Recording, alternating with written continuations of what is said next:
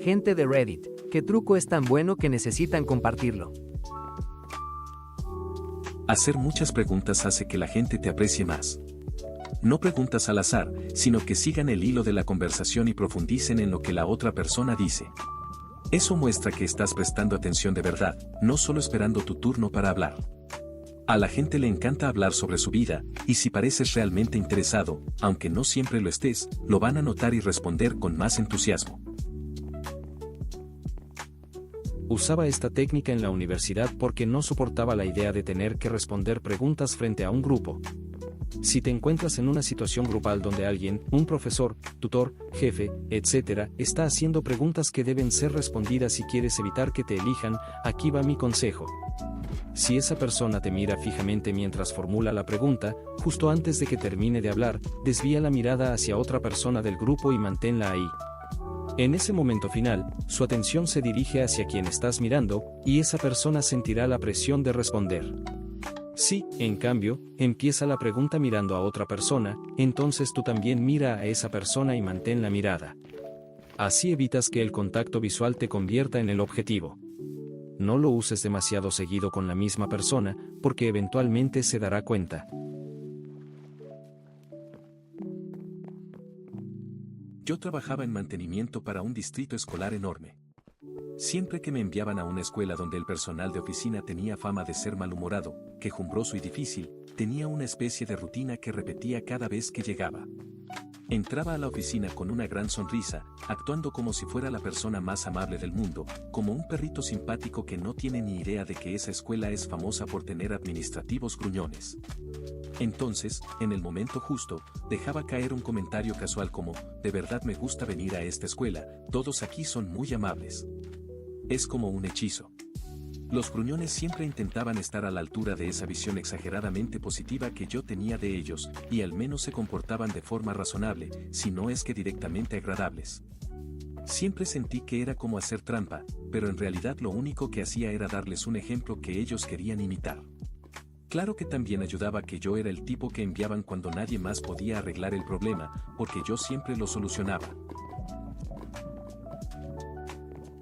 Mi esposo y yo íbamos a ver un partido importante hace unos años. Teníamos asientos muy alejados, así que estábamos subiendo por las escaleras mecánicas hasta la parte más alta del estadio. Al final de la primera escalera, había un grupo de personas rodeando a un empleado que parecía estar repartiendo algo.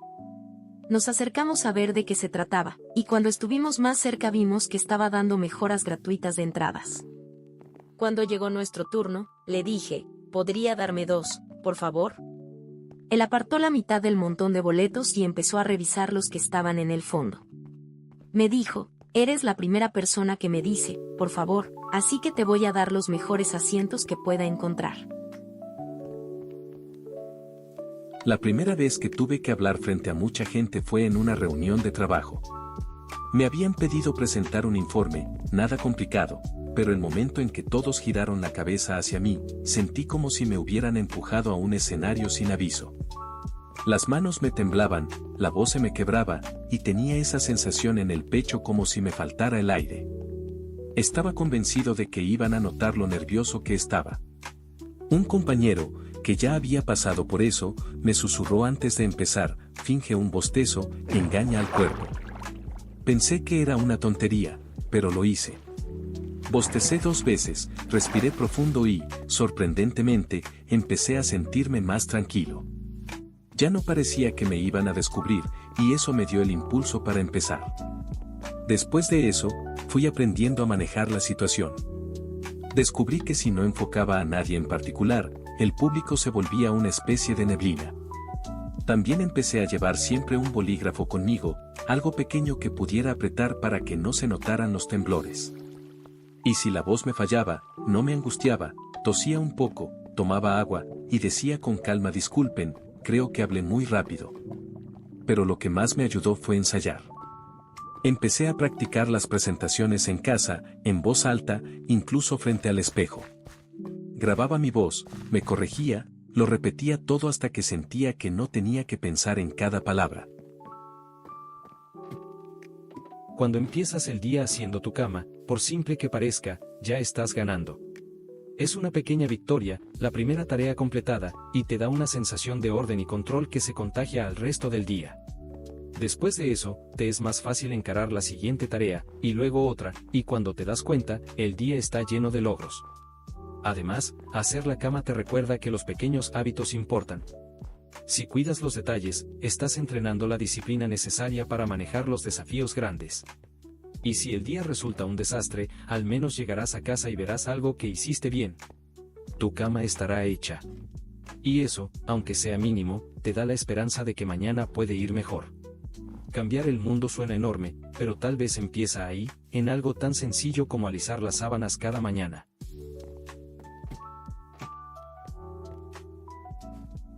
Una vez leí un truco psicológico súper útil para hacer que alguien reconsidere su postura sin tener que discutir.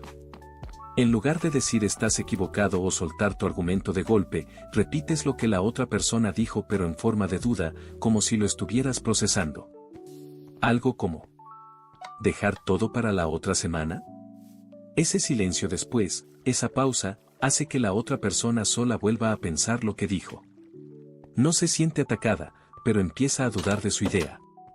Y muchas veces ajusta su postura sin que tú tuvieras que pelear. Lo he probado varias veces y me sorprendió lo bien que funciona. Apenas me despierto, tomo un vaso grande de agua que dejé preparado en mi mesa de noche. Luego salgo al exterior aunque sea por un minuto, respiro aire fresco y miro al cielo, sin hacer nada más.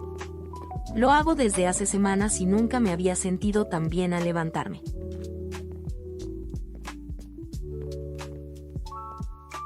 Si vas a comprar un auto nuevo, crea una rifa para tu auto viejo, a 100 boletos y cobra $20 por cada uno.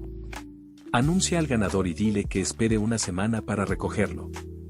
Luego dile que hay algo malo con el motor y devuélvele su dinero. Si chocaste contra un objeto estacionado en la calle, debes decir que no estaba quieto. Para efectos del seguro, chocar contra un objeto inmóvil se considera un accidente con culpa del conductor.